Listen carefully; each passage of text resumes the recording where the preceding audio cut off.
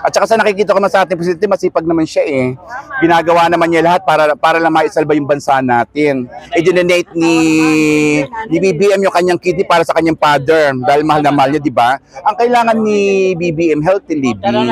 Pero yung sasabihin na nagdadrugs, parang hindi ako niniwala eh. Tsaka sa edad ni BBM, hindi niya kailangan yung mga ganon.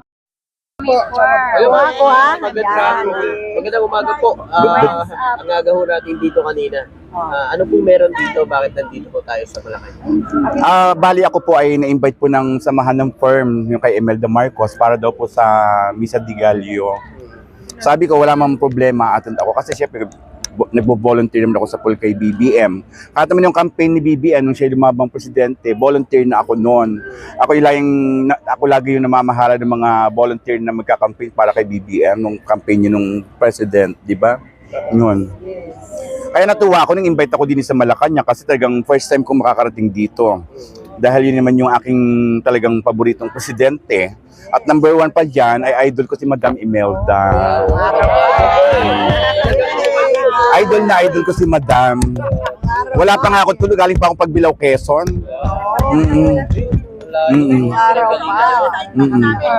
Madam, tatanong ko lang po, no? Kasi meron itong marami nung naglalabasan po ngayon na paninira kay ating Pangulo. Ano kaya po masasabi niyo po doon? Siguro para sa akin, kasi may kanya-kanya naman tayong opinion may kanya-kanya tayong paniniwala. Siguro kung ano yung paniniwala nila, irespeto ko sila. Basta ako, hindi lang ako pwedeng pakalman, irespeto na rin nila ako dahil talagang simulat sa pula naman talagang BBM naman talaga yung gusto ko eh. At saka sa nakikita ko naman sa ating presidente, masipag naman siya eh. Ginagawa naman niya lahat para lang maisalba yung bansa natin.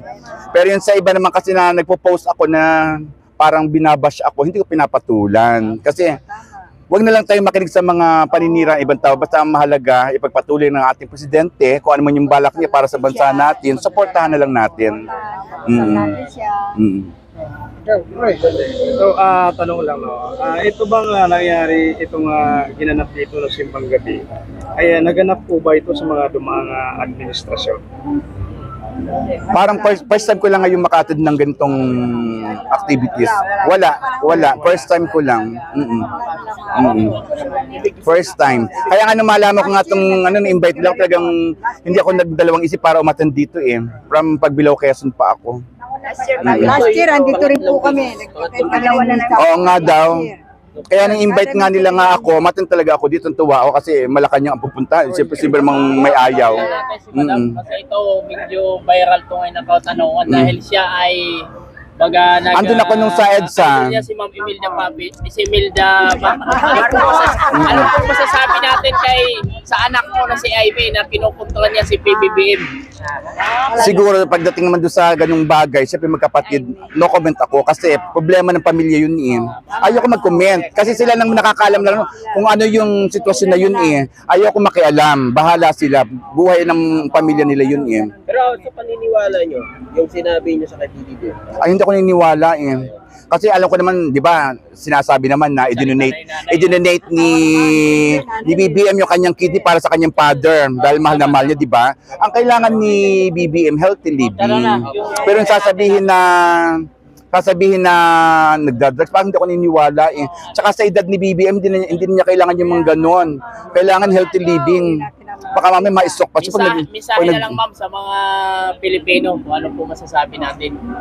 Basta masasabi ko lang, para sa mga ating mga kababayan, wala akong pakialam kung ano yung paniniwalaan nyo. Basta para sa akin, naniniwala ko sa sarili ko na siguro mas maganda yung paniniwala ko sa future para sa ating presidente. Kasi nakikita naman natin na talaga namang nagtatrabaho siya.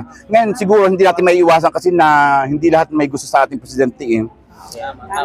Kumbaga, pag destiny talaga. Di ba sinabi naman dati ni Marcos na tanging kasaysayan lang makapagsabi ko ano yung katotohanan. Hindi ko malilimutan yun, sinabi ni Marcos yun. Marcos Sr. Last na lang po, no? Anong mensahe mo na lang po sa ating Pangulo, sa kanilang pamilya? Saan? Family.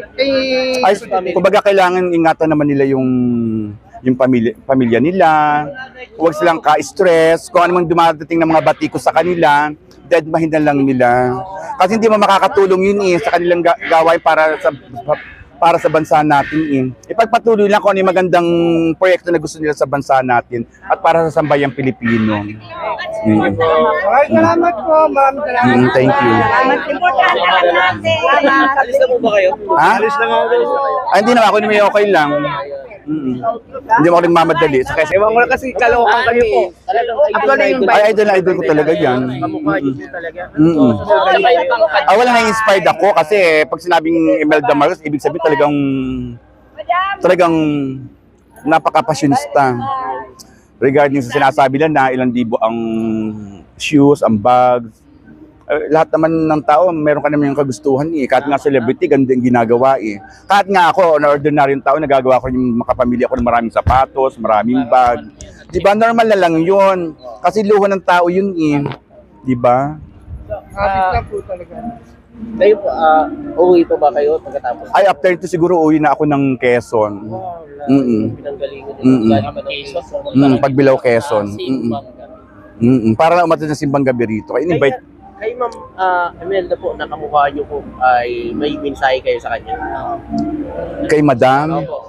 Well, siguro masasabi ko kay Madam, natutuwa ako sa edad niyang 98. Natutuwa ako, self-strong pa rin si Madam. Kahit sabihin nila naka-wheelchair. Natutuwa ako kasi nami-maintain pa rin niya yung ganda niya. Andun pa rin yung, hindi nababago yung kanyang get-up. Napakaganda, napakalinis. Kumbaga parang, sabi ko nga, sa dami-dami na nakikita kong mga tao na umiidad ng ganon, parang nabagsak na yung beauty niya. Pero si Madam hindi na-maintain niya. Healthy ang talagang alaga. Oo, alagang-alaga talaga. Kahit yung health niya wala akong nababalitaan na pabalik-balik ng ospital, nagkakasat. Wala akong makita, parang tingin ko sa kanya healthy siya Sa nakikita mo naman ngayon sa ating Pangulo, Oo. ano pong masasabi niyo po sa ginagawa ng Pangulo sa health natin? Saan? Sa health, yung mga zero balance billing, ganyan. Kasi parang napanood ko, parang ginagawa niya ng paraan Parang ibinabalik niya yung pondo para dun sa ating PhilHealth. PhilHealth. Pero alam niyo po yung zero balance billing. Naalala ko yung zero balance na yun. Pero alam ko ginagawa ng paraan ng presidente yun. At saka nakikita ko nagtatrabaho siya Kumbaga, tahimik lang kasi siya. Siguro, hindi lang na-appreciate ng ibang tao. Pero sa nakikita ko, tahimik lang siya. Mas maganda pa yung ganun yung hindi masyadong... di ba? Mas maganda pa yung nanahimik lang siya. Basta ang inuuna niya, trabaho na lang. Yes. Kaya minsan nga sa mga vlog ko, inalagay ko na yun, yung mga mensaheng ganun Ano ang pangalan niyo? Micaela Belus. Hindi po, Oo. Piliedo? Belus. Akala ko Pilios. Baka, ma'am, may masasabi po ba kayo sa mga DDS na supporters na pilit pinapabagsak, pinagustong patalsikin ni BBBM? Sa tingin niyo po ba may idea kayo kung bakit at ano ang... Sa tingin ko sa kanila, hindi ko sila pwedeng saklawan kasi iba yung mentalidad nila Yun yung pinaglalaban nila. Bahala sila kung ano yung pinaglalaban nila. Basta para sa akin, alam naman ng Diyos yung kung anong nararapat Di ba? Pero yung sabihin mong parang kapagtalo sa manggan, kaya nasa EDSA nga ako, hindi ako nakapagtalo Sabi ko, napadaan lang ako. Yun na sinabi ko. May opinion, ano po ma'am ang masasabi niyo ma'am dun sa isa-isa na yung mga nakukulong dahil sa mga anomalya? Ayan yung sinabi ko. About corruption, kakampi ako ng taong bayan para sa corruption. Pero yung sasabihin nilang pababain si BBM, hindi ako para doon. Ayaw ko syempre, gusto ko ng mga nakikita ko kay Presidente, nagtatrabaho siya 'Di ba? Sa corruption, laban tayo diyan. Okay, salamat. Thank you. Okay, thank you. Salamat.